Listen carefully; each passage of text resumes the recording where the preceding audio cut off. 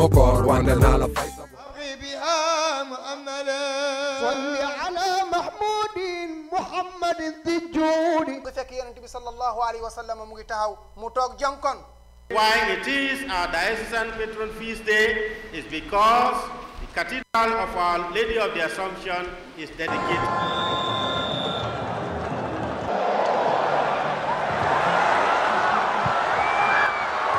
Do not have it in their mindset or in their psyche that we are playing against Algeria.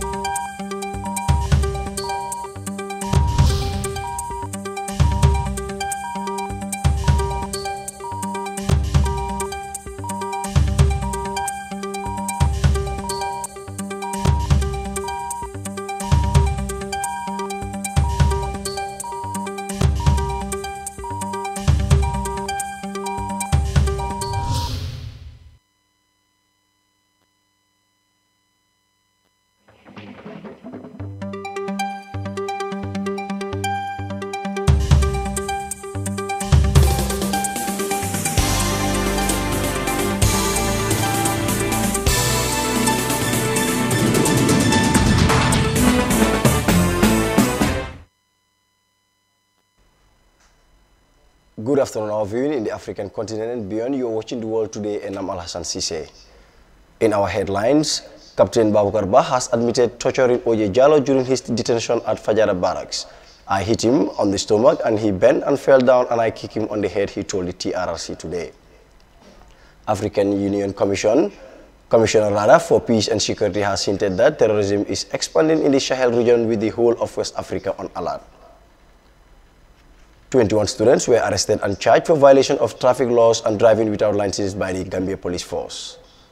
These are the headlines. More coming on your way on The World Today.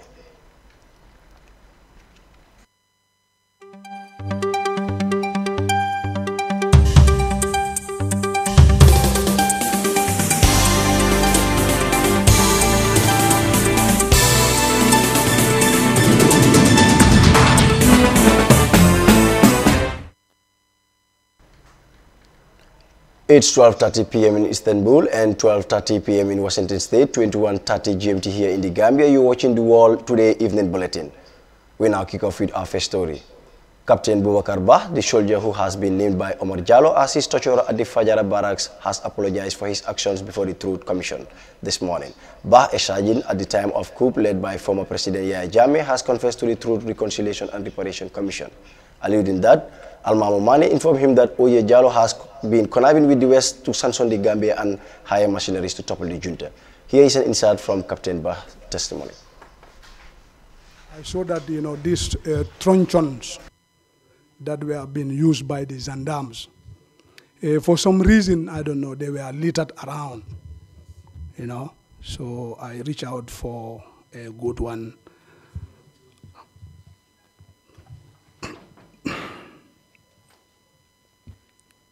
Take your time, Captain Bah. Just take your time and tell your story. Yes, I want to continue.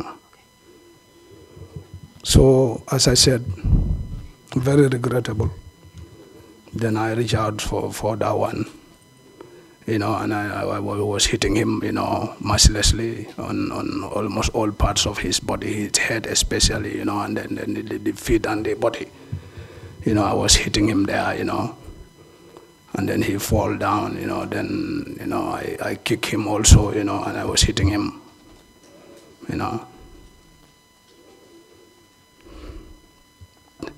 Anytime I saw him, for example, on television, you know, I feel so bad. Anytime I think about it as well, I feel so bad. And after the issues of the OJs, definitely from then on, I have, even though I have had the opportunity to do some extreme things, I had the opportunity, you know, but after that, I have never involved in anything whatsoever like torturing people and killing people.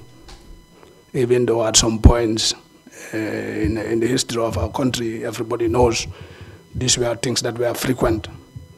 But alhamdulillah, with the protection of God, since after that, because this thing keeps on ringing in my mind continuously.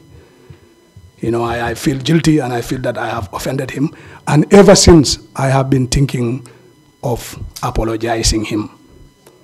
And some people may wonder in their minds, why since that time, 22 years on now, why this guy has never taken the attempt to apologize. My reasons, this was singing in my mind every single day, every single time, especially when the issue of Uncle OJ is mentioned. But then the reasons why I couldn't face him to apologize him that time were two reasons. One is that the person under whose rule these things happened was still the president of the Republic of the country that time. And when you go to apologize, one, you don't know how he is, you don't know how the person you are apologizing is going to react, one. Number two, also, you don't know how also, under whose watch you did this thing also is going to react. And for that reason, ever since I have not been able to apologize to Uncle OJ, although this guilt has since then been with me. And as he mentioned in the Truth Commission, I watch it myself in the evening at my house. What he said about me is true, and I want to accept the responsibility. I should not hide to accept the responsibility, because if I do that, also Allah will account for me. But I feel that if I come out and then tell the truth and possibly apologize him, maybe with Allah's will, he may be able to accept. I have accepted guilt 100%, and I regret definitely why I have done this. What was going on in my mind to do this type of things. And I will urge the indulgence of the Commission, which are here to establish the truth of what happened from July 1994 to January 2016. I will urge their indulgence to try to show me the way and to help to make sure that I apologize to Uncle OJ and I atone for this sinful thing that I did. What I want to say beyond that is that down the pages of history, I myself have been victim twice, namely 2012. I was locked up in the NIA with all my guards at the Fajara barracks, and in 2012 also, during the political impasse, I was missing also. So I have also been a victim, but that does not justify me to treat anybody in a wrong way. So I want to say I'm sorry to the people of the country. I want to say that I'm sorry to Uncle OJ. That was Captain Boubacar Ba giving his testimony at the TRRC. Leaders of African nations wrap up the 32nd African Union Summit in Ethiopia's capital with a determination to focus on the needs of African refugees, returnees, and internally displaced persons. Speaking at the summit's close, the current chair of the African Union, Egyptian President Abdel Fattah el-Sisi, said the leaders resolved to address the issue in a comprehensive manner. El-Sisi, who just took over the annual chairmanship from Rwandan President Paul Kagame, pledged to continue the agenda and programs introduced by his predecessor. According to El-Sisi, the leaders discussed a number of key issues, including economic integration and continental margin. the completion of an infrastructure strategy, and post-conflict reconstruction. A final communique on the decision reached during the summit will be available latest today. 21 students were arrested and charged for violation of traffic laws and driving without license by the Gambia Police Force after school inter-house championship in Friday. The Gambia Police Force Public Relations Officer Superintendent Lamin Jai said the arrested students were involved in car racing without driving license and driving with high speed. Sajo Sambu has more. 1948 has been amended 15 times. The latest was in 1997. The Act has provisions for licensing and registration of motor vehicles and trailers, licensing and registration of drivers, rules of the road governing driving and other offences, and general conditions relating to the use of motor vehicles on roads. Whilst these measures might be considered useful in improving road safety in the Gambia, the Act, however, falls short of key provisions governing the use of car for racing competitions. Since the laws of the Gambia are completely silent on such issues which have claimed lives, the Minister of Interior responsible for public security deemed it necessary to pass such a bill in order to protect life and property. In the line of the above, the Gambia Police Force Public Relations Officer Assistant Superintendent Lamin Jai told newsmen that on Friday the police arrested over 20 students at the Independence Stadium for racing cars over 70 km per hour as stated by law. According to PRO Njai, the practice of car racing is a dangerous issue which can claim lives. He said when the traffic police rushed to the scene to address the situation, they were attacked by a mob of students who went as far as throwing stones to the police, who had called for reinforcement and arrested 21 students. What is a big concern to us is these individuals, after the traffic officers were there, they not only decided to resist, but they went further to take the law into their own hands, stoning at the traffic officers that were there to disperse them from conducting this dangerous practice that they are in. This definitely is worrying, and definitely we want the general public to be very much aware, especially parents whose children are found around this area, to be vigilant and to understand that the law enforcement is there for the safety and protection of people. And where they come and intervene in a situation, we must be able to abide by the laws of the country. These laws definitely are created by ourselves.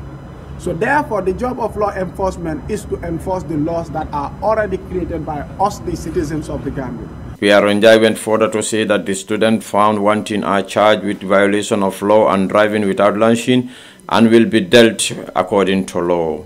Not only that, but even after stoning officers, we also had to dispatch a reinforcement to the ground, and even with the reinforcement, they still continue resisting. This is why we had 21 people arrested yesterday, and they are currently served summons ranging from dangerous driving to also unlicensed driving, because many of the young people who